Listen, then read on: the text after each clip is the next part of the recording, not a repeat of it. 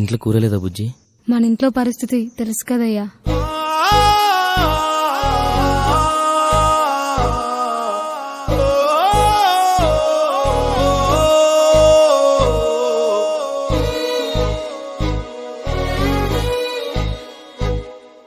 రైతు రైతు రైతో పాడుగాను నీ రాతో, మెతుకు మెతుకుపై నీ పేరున్న వెతుకులాట నీ బతుకో, చివరకు చేరుతుంది ఏ చితికో.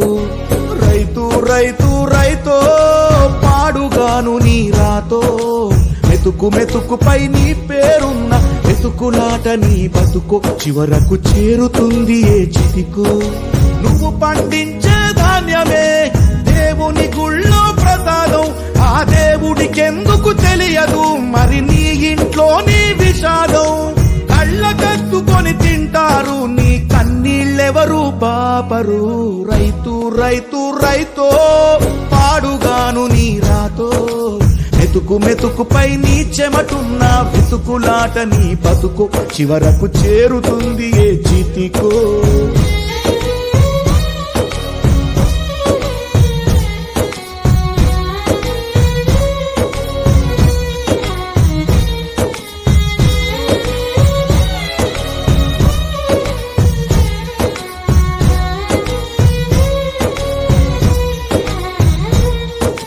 లక్షలు పెట్టి బంగారం కొని బలాదూరుగా ఎవరున్నా, నువ్వు పండించే ధాన్యమే లేకుంటే అందరూ శూన్యమే. కోట్లు పెట్టి బిల్డింగులు కట్టి అందులో తుల తూగుతూ ఉన్నా, ఆకలైతే నీ అన్నమే లేకుంటే అందరి బతుకులు సున్నమే. రాజులు మంత్రులు బలిసిన వాళ్ళు ఎవరైనా నీ మట్టిలో పంటే లేకుంటే ఇక మన్నేలే. ఓ పంచభక్ష పరమాన్నం తిని నిన్ను పట్టించుకునే వాడు లేడు. రైతు రైతు రైతో పాడుగాను నీ రాతో, మెతుకు మెతుకుపై నీ పేరున్న వెతుకులాట నీ బతుకు, చివరకు చేరుతుంది ఏ చితికో.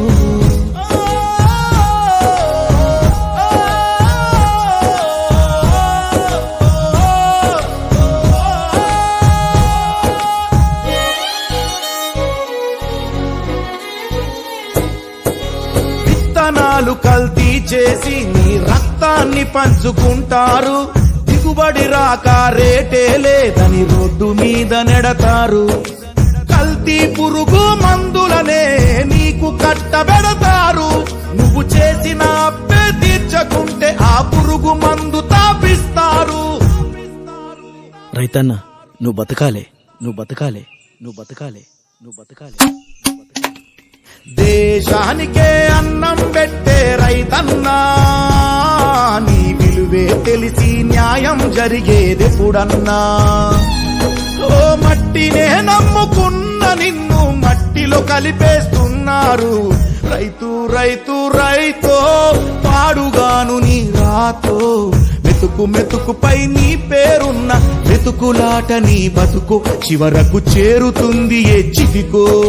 నువ్వు పండించే ధాన్యమే దేవుని గుళ్ళో ప్రసాదం, ఆ దేవునికి ఎందుకు తెలియదు మరి నీ ఇంట్లో నీ విషాదం. కళ్ళకద్దుకొని తింటారు నీ కన్నీళ్ళెవరు పాపరు.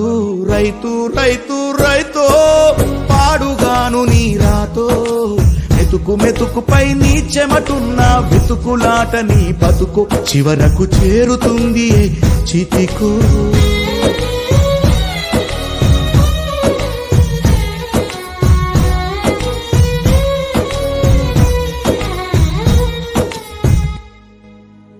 అన్నా, ఆ అన్న రైతుల కోసం పాట పాడుతున్నాడు. ఆయన ఎవరన్నా?